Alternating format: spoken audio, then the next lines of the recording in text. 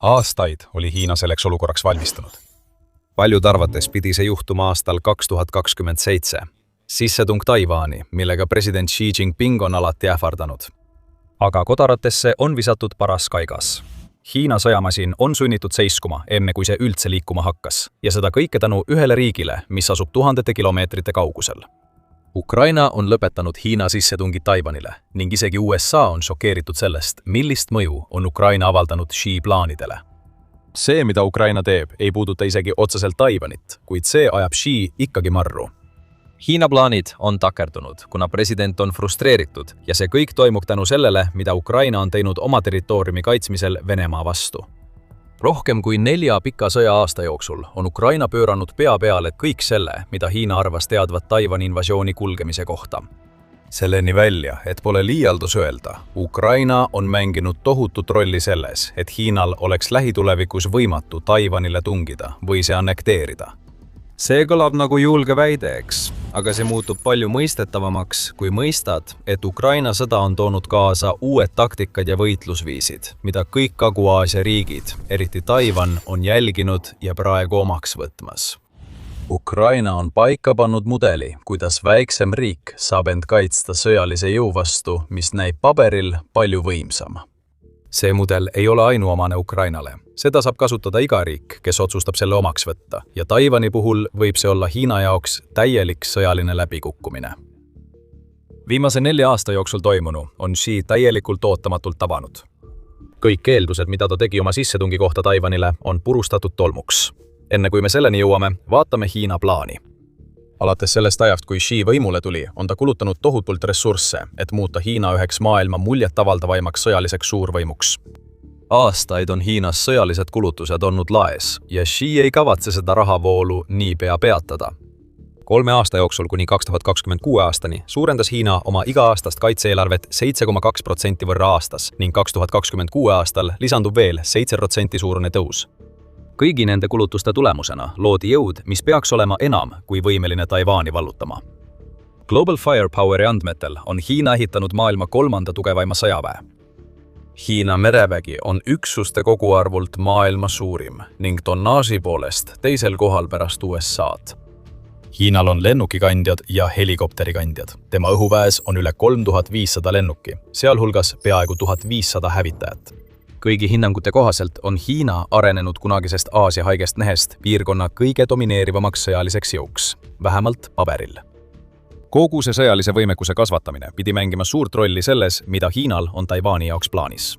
See strateegia pidi olema lihtne ja traditsiooniline, tuginedes sellele, mida Xi arvas end teadvat kaasaegsetest sõjapidamistaktikatest. Kõigepealt blokaad, siis rünnak. Viimased aastad on selgelt näidanud, et Hiina kavatseb kasutada oma tohutut mereväge, et luua Taiwani ümber blokaad, mille eesmärk on lämmatada Taiwani sõjavägi.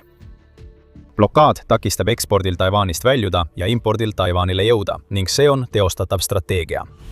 Selle nägemiseks peame vaid vaatama, mida Iraan ja USA on Hormuzi väinas teinud. Niinimetatud õigluse missioon 2025, mida Hiina korraldas 29. kuni 30. detsembril, näitab, mida Hiina silmas peab. Sõjaväeõppus toimus ümber kogu Taiwani ning hõlmas Hiina laevade ja lennukite liikumist Ida-Hiina meres, Filipiini meres ja kuni Taiwani väinani. Sõjamängude osana simuleeris Hiina blokaadi ümber Taiwani, mida Hiina kavatseb rakendada nii dessandi eel kui ka oma strateegia kurnamisfaasi toetamiseks. Rääkides kurnamisest oli teine põhjus, miks Hiina nii suure sõjalise jõu üles ehitas, see, et nad saaksid Taiwani lihtsalt oma tohutute ressurssidega üle koormata. See oli ja on siiani Venemaa strateegia Ukrainas. Tegelikult on see strateegia, mida Venemaa on kasutanud juba Nõukogude ajast ja isegi palju varem. Lihtsalt peab kõike rohkem olema. Rohkem sõdureid, tanke, laevu, lennukeid, varustust ja kõike muud. Lõpuks peab vaenlane murduma, sest traditsiooniline sõjapidamine nõuab palju ressursse ja väiksemal riigil on alati vähem ressursse kui suuremal riigil. See oli Hiina plaan Taiwani suhtes. Blokaad, sissetung ja kurnamine. Hiina probleem ja Taiwani pääsemine seisneb selles, mida me videos varem mainisime. See strateegia töötab ainult siis, kui sinu vastane peab sama tüüpi sõda nagu sina. See ei ole see, mida Ukraina on Venemaa vastu teinud, ja see tähendab, et kõik eeldused, mida Hiina tegi oma Taiwani sissetungi kohta, nii merel kui ka maal, lihtsalt enam ei kehti. Ukraina on näidanud, et kaasaegsed sõjapidamisstrateegiad võimaldavad väiksemal riigil osutada jõhkrat vastupanu sissetungiva jõu vastu. Just seda me näeme praegu Ukrainas. See on endiselt kurnamissõda, kuid see sõda ei ole enam lihtsalt ressursside hulga küsimus. Asi on selles, kuidas leida kõige kulutõhusam viis hävitada kõik, mida vaenlane lahinguväljale toob. Sa ilmselt juba aimad, millest me siin rääkima hakkame. Droonidest. Ukrainal on need olemas. Taiwan tahab neid ja Hiina kardab neid. Hiina kavandatud sissetung Taiwanile ei oleks kunagi olnud lihtne ülesanne. Ükskõik kui palju raha, tööjõudu ja metalli Xi sellele ka ei kulutaks. Ületada oli veel palju. Taiwani väinas on suure osa aastast väga tormine meri, mis võib muutuda nii hulluks, et sunnib sissetungi ajutiselt katkestama. Veina kaudu on piiratud arv randumiskohti ja kõik need on täis Taiwani kaitserajatisi. Mussoonid, taifuunid, mäed ja hirmuäratav kaitsevägi ootavad kõiki Hiina sõdureid, kes selles sissetungis osalevad. Algupärased plaanid Taiwani sissetungiks nägid endiselt ette, et Hiina valmistub tohututeks kaotusteks, mis võivad ulatuda sadadesse tuhandetesse, kui mitte miljonitesse. Just see tohutu hind ongi põhjus, miks Hiina on nii kaua sissetungiks valmistunud, et kui vaadata ainult puhtaid numbreid, peaks ta Taiwani sõjaväega lihtsalt jagu saama. Hiina strateegias on raketid muutunud võtmetähtsusega, kuigi ta teab, et Taiwanil on olemas kaitsevahendid, mille end nende eest üsna hästi kaitsta. Mereblokaad oli veelgi olulisem, kuigi sellega kaasneb kaks puudust. Esiteks ei saa blokaadis kasutatavaid laevu kasutada sissetungis endas. Teiseks, ja mis veelgi olulisem, Hiina blokaadis osalevad laevad muutuvad lihtsateks sihtmärkideks. Siin hakkavad asjad muutuma ja Ukraina-Venemaa vastu kasutatud strateegia tuleb tõeliselt esile. Kui Hiina plaaniks on mereblokaad, siis Ukraina saab anda Taiwanile täpselt seda, mida on vaja selle blokaadi ületamiseks, hoolimata sellest, et Taiwan on palju väiksem riik. Kuidas me seda teame? Must meri paljastab kõik. Aga enne kui sellesse süveneme, selgitan, miks me teeme saadet The Military Show, et näidata, kuidas jõuvahekorrad tegelikult lahinguväljal muutuvad. Kui oled kanalil uus, siis kindlasti vajuta tellimisnuppu, et näha rohkem selliseid videoid. See, mida Hiina loodab teha Taiwani väinas ja ümbritsevates vetes, on sarnane sellele, mida Venemaa lootis teha Mustal merel. Kasutades ära oma ohtlikke sõjalaevu, soovis Venemaa muuta Musta mere Ukraina kaubalaevade jaoks surmatsooniks. Lisaks sellele muuta veetee turvaliseks marsruudiks, mille kaudu Venemaa saaks Krimmi ja Venemaa kaudu viia vägesid ja varustust Ukraina mandriosale. Aga nüüd on Must meri kuulsast Vene laevastikust praktiliselt ilma jäänud, mis sai oma nime just sellelt veekogult. Ukraina meredroonid ja õhudroonid on selle üheks peamiseks põhjuseks. Ja need võivad olla mängumuutjad, mida Taiwan vajab, et pöörata Xi plaanid pea peale. Ukraina meredroonid on olnud Mustal merel pidevalt kasutusel juba aastaid ning nad jõudsid taas pealkirjadesse 3. mail. Novorossijskis 2 Vene varilaevastiku tankeri vastu kasutusele võetud Ukraina droonid põhjustasid sadamas seisnud laevadele suuri kahjustusi. Novorossijsk on nüüd see koht, kus Musta mere laevastik viibib pärast seda, kui Ukraina drooni- ja raketirünnakud sundisid selle lahkuma oma traditsioonilisest baasist Sevastopolis. Siin näeme, kuidas Ukraina näitab taas Venemaa mereväe võimu suhtes üleolekut, kasutades asümmeetrilist strateegiat, millega traditsioonilised sõjalaevad lihtsalt hakkama ei saa. Üle 1/3 Venemaa Musta mere laevastikust on Ukraina sõjast droonide ja rakettidega välja lülitatud. See, mis pidi olema blokaad laevadega, mida Ukraina ei suutnud kahjustada, on muutunud Venemaa jaoks alandavaks taganemiseks, mida keegi ei osanud oodata, kui Putin oma sissetungi alustas. Me mainisime varem üht tegevusplaani. Seda, mida Ukraina on Mustal merel teinud, saab üle kanda Taiwani väina ja ümbritsevatesse vetesse. Venemaa on Mustal merel praktiliselt lüüa saanud. Ja kuigi Venemaa merevägi oli alati nõrgem kui paistis ning kindlasti mitte nii kaasaegne kui Hiina oma, on Xi näinud, mis juhtus Putini sõjalaevadega. Mustal merel saadud õppetunnid on tõsiselt südamesse võetud. Ole tähtis, kui suured või tugevad su sõjalaevad on. Kui pead need vaenlasele lähemale tooma, eriti kui need peavad blokaadi osana ühes kohas seisma, muutuvad nad rakettide ja droonide suhtes haavatavaks. Järgides Ukraina eeskuju, võiks Taiwan kasutada mere- ja õhudroone, et purustada Hiina blokaad. Jaa, Taiwan on ka laevatõrjerakettide osas palju paremas seisus kui Ukraina. Nagu Taipei Times avaldas 11. märtsil, on Taiwanil umbes 1000 kodumaist Xiangfeng 2 ja 3 laevatõrjeraketti, ootamas koos 400 Ameerika Ühendriikides toodetud Harpoon-raketiga. Esimesed neist on piisavalt võimsad, et hävitada terveid lennukikandjaid. Taiwan teab, et see, mida Ukraina suudab pakkuda, võib olla võtmetähtsusega Hiina plaanide nurjamisel. Ukraina teab seda samuti ning pole juhus, et Ukraina loob partnerlusi ja sidemeid kogu Aasias, sealhulgas ühe ootamatu riigiga, mille me videos lõpus avalikustame, et saata Hiinale sõnum, et Xi ambitsioonid nurjatakse. Taiwan ja Ukraina on Putini sissetungi algusest peale aeglaselt tugevamat suhet loonud. Tõenäoliselt seetõttu, et Taiwan näeb palju sarnasusi selles, mida Putin tegi ja selles, mida Xi kavatseb teha. Juba 2023 aasta novembris allkirjastas Taiwan Ukrainaga vastastikuse mõistmise memorandumeid, kui ta osales konverentsil, mis oli pühendatud Ukraina ülesehitamisele. Taiwan on suure osa sissetungi ajast pakkunud Ukrainale humanitaarabi ning pärast 6 vastastikuse mõistmise memorandumi allkirjastamist Poolas 2023 aastal on see tärkav suhe ainult tugevamaks muutunud. 2 aastat hiljem sõlmis Taiwan Ukrainaga veel ühe kokkuleppe, seekord meditsiiniprogrammi käivitamiseks, mis pakub arstide koolitust, meditsiiniseadmeid ja muud abi. Taiwan ei ole Ukrainale sõjalist abi andnud, tõenäoliselt selleks, et vältida pingete tekitamist Indo-Vaikse ookeani piirkonnas. Kuid see, mis algas humanitaarsuhtena, näib olevat muutumas millekski enamaks. 23. jaanuaril teatas Indo-Pacific Defense Forum, et Taiwan soovib nüüd teha koostööd Ukrainaga, et arendada oma droonivõimekust. Selline samm muudaks ametlikuks need koostööd, mis on juba arenenud erakanalite kaudu, teatab Foorum, ning toetaks tõenäoliselt ka Taiwanis käivitatud algatusi, näiteks 5-aastast droonide arendusprogrammi, mille Taiwan käivitas juba 2025. aastal. Taiwani ja Ukraina suhted muutuvad üha tugevamaks ning Xi suureks meelehärmiks on selge, et Taiwan mõistab, et Ukraina on loonud eeskuju Hiina mereinvasiooni tõrjumiseks. Teised Indo-Vaikse ookeani piirkonna riigid on pööranud tähelepanu sellele, mida Ukraina on Venemaa vastu teinud ning nad matkivad samuti droonitaktikaid. Tai on kasutanud Ukrainale sarnaseid droone, et sihtida Kambodža vägesid. Telegraph teatab. 2026 aasta Defense Services Asia Exhibitionil Malaisias olid droonid tähelepanu keskpunktis.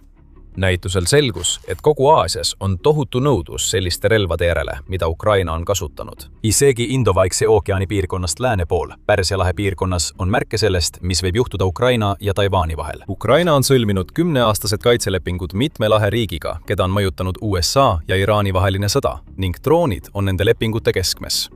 Putin on ilmselgelt vihane nähes, et Ukraina saab Aasias nii palju mõjuvõimu, kuid Xi saab olema veelgi vihasem. Ta näeb pealt, kuidas aastakümnete pikkused investeeringud Hiina kujundamisse juhtivaks sõjaliseks jõuks lähevad luhta, kuna droonidest saavad peamised relvad nende erinevate riikide jaoks, keda Hiina üritab oma jõuga hirmutada. Xi on jälginud, kuidas Taiwan on hoolikalt üles ehitanud oma partnerlust väga koostöövalmis Ukrainaga ja nüüd teab ta, et iga katse alustada sissetungi viiks vältimatult selleni, et Ukraina pakub Taiwanile droone ja oma teadmisi. Just, seda Ukraina Pärsia lahes teebki ja juba see, et see üldse toimub, näitab Xile, et ta ei saa isegi Putini ja tema vägede peale loota, et need suudaksid Ukraina tähelepanu selliste suhete loomiselt kõrvale juhtida. Selliste suhete loomisel Hiina eesmärk oli isoleerida Taiwan. Ukraina paistab aga kindlalt tagavat, et see ei juhtu ja ees ootab veel üks ootamatu pööre. Enne kui me selleni jõuame, on oluline vaadata, mida Xi kavatses teha ja mis tegelikult juhtuma hakkab. Xi kavatses kasutada Ukrainas toimuvat nii tähelepanu kõrvale juhtimiseks kui ka võimaliku väljaõppekohana Hiina sõduritele. Kui maailm jälgis Ukrainat, ei pööranud ta tähelepanu Hiinale ja selle Taiwani ambitsioonidele. Kui USA alustas Iraani vastu operatsiooni Epic Fury, oli see järjekordne tähelepanu kõrvale juhtimine. Lõppude lõpuks on USA üks neist riikidest, kes tõenäoliselt tuleb Taiwani kaitsele, kui Hiina peaks tungima sisse. Kuigi tema avaldused on sageli vastuolulised, on USA president Donald Trump väitnud, et Taiwan on turvaline nii kaua, kui tema on president. Igasugune tähelepanu kõrvale juhtimine, näiteks Iraanis toimuv, on Xile kasulik. Väidetavalt on Hiina saatnud Ukrainasse umbes 200 sõdurit, teatas The Hill 2025 aasta aprillis, väidetavalt selleks, et nad saaksid õppida sellest, mida nad rindel näevad. Ukraina sõda pidi olema Hiina jaoks võtmetähtsusega Taiwani sissetungil. Nüüd annab seesama sõda õppetunde ja võib-olla varsti ka varustust, mis võimaldab Taiwanil end kaitsta. Reaalsus, mille Xi on sunnitud omaks võtma, on lihtne. Hiina kardab, mida droonid võiksid teha nende laevadega, kui nad üritavad Taiwani tungida. Ukraina ja Taiwan ei tee isegi veel koostööd droonide tootmisel, kuid see hirm on siiski ilmne, sest Xi teab, et Ukraina on andnud Taiwani jaoks vajaliku tegevusplaani. Me näeme ka tõendeid selle kohta, et kogu Hiina Taiwani sissetungi strateegiline kalkulatsioon on muutunud. Sa mäletad, et me mainisime, et enamik uskus, et Hiina plaan oli tungida Taiwanile kallale 2027 aastal. See ei paista enam nii olevat. Sky News teatab, et USA luureagentuurid usuvad, et Hiina ei plaani enam 2027 aastal sissetungi ning püüab selle asemel saada saare üle kontrolli ilma igasuguse sõjalise rünnakuta. See on täielik kannapööre ja see ei ole juhus. Väikesed ja odavad õhudroonid, eriti need, mille lennuulatus on piisavalt pikk, et nurjata sellised Hiina uued ideed nagu mobiilse kai ehitamine Taiwani sissetungi toetamiseks, on Hiinale surmavad. Meredroonid, mis on Mustal merel Vene laevu uputanud, võivad olla sama ohtlikud ka Hiina sõjalaevadele, olgu need siis blokaadi moodustavad alused või laevad, mis üritavad Taiwani väina läbida dessandiks. Ja kuigi võib väita, et Hiinal on rohkem mereväge, mida Taiwani vastu kasutada, kui Venemaal Mustal merel ning see oleks õige, ei saa Hiina siiski oma vägesid maismaa kaudu Taiwanile viia, nagu Venemaa sai Ukrainas. See on kas dessant merelt ja õhust või mitte midagi. Ukraina droonidele keskenduv strateegia on loodud spetsiaalselt mõlema takistuse ületamiseks. Ja nüüd tuleb ootamatu pööre. Xi'd ei pane muretsema mitte ainult Ukraina ja Taiwan. Indias on samuti märke sellest, et Ukraina kasvatab seal oma mõju. Kuigi India on selles osas Hiinaga sarnane, et ta on rõõmuga kasutanud sanktsioonide tõttu langenud Venemaa naftahindu, on pärast Ukraina sai algust toimunud ka muutus India kaitsehoiakus. Riik, mille relvaimpordist tuli aastatel 2009-2013 koguni 76% Venemaalt, on vähendanud Vene relvade ostmist nii palju, et aastatel 2019-2023 moodustasid need vaid 36% impordist. Ja üks riikidest, mis asendab Venemaad relvatarnijana Indiale, võib olla Ukraina. 29. jaanuaril tuli ilmsiks, et India oli ostnud VB-AT droone, mis on saanud lahingukogemuse Ukrainas. See on märk sellest, et üks Hiina suurimaid rivaale Aasia domineerimisel hakkab samuti õppima riigilt, mis on andnud Taiwanile nii tugeva eeskuju. See on Hiina jaoks probleem. Kui India hakkab toetama Ukrainat ja vastupidi, muutub see Hiina jaoks palju raskemini mõjutatavaks sihtmärgiks. Ilmselgelt kehtib sama ka Taiwani kohta, nagu me oleme selgitanud, samuti kogu Indo-Vaikse ookeani piirkonna kohta. Pärast nii palju aastaid, mil Hiina on püüdnud maailma suurimatele sõjavägedele järele jõuda ja pärast seda, kui Hiina sai Indo-Vaikse ookeani piirkonnas juhtivaks jõuks, peab Hiina nüüd ümber hindama kõik oma plaanid sõjalise ülekaalu saavutamiseks. Ja nüüd on olemas võimalus, ükskõik kui väike, et Hiina võib isegi otsustada oma Taiwani plaanid täielikult tühistada ja selle asemel keskenduda mõnele teisele riigile, kelle territooriumile Hiina pretendeerib. See riik on Venemaa. Ja Putin võib peagi avastada, et tema Ukraina sissetungi tegelik lõppmäng on see, et temast saab viimane doomino, mis langeb geopoliitiliste sündmuste ahelas, mida ta kunagi ette ei näinud. Tema sissetung tegi Ukraina tugevamaks. Ukraina droonipõhise kaitse arendamine on inspireerinud ka teisi väiksemaid riike, nagu Taiwan. Hiina seisab nüüd silmitsi tõsiste probleemidega Indo-Vaikse ookeani piirkonnas, kuna meie senised arusaamad kaasaegsest sõjapidamisest on muutunud. Ja see muutus võib viia selleni, et Hiina pöörab oma tähelepanu põhja poole, et võtta sihikule Vene alad, kus suur osa elanikkonnast juba räägib hiina keelt. Kas võib olla, et Xi ja Putin pöörduvad teineteise vastu? See oleks sündmuste käik, mis tundus veel mõned aastad tagasi peaaegu võimatu, kui Taiwani näis olevat Hiina peamine fookus. Aga me võime juba näha Hiina hiilivat sisenemist Venemaale. Xi on juba mõnda aega kasutanud ära Putini kasvavat meeleheidet. Venemaa muutub sisuliselt juba Hiina omaks ning võib-olla ei lähe kaua, kui Xi loobub Taiwanist ja võtab ette hoopis nõrgenenud Venemaa. Putin ei pruugi seda suuta peatada ja rohkem saad teada, kui vaatad meie videot. Kui sulle see video meeldis, siis kindlasti telli The Military Show kanal, kui soovid näha rohkem analüüse viimaste geopoliitiliste arengute kohta. Ja aitäh vaatamast!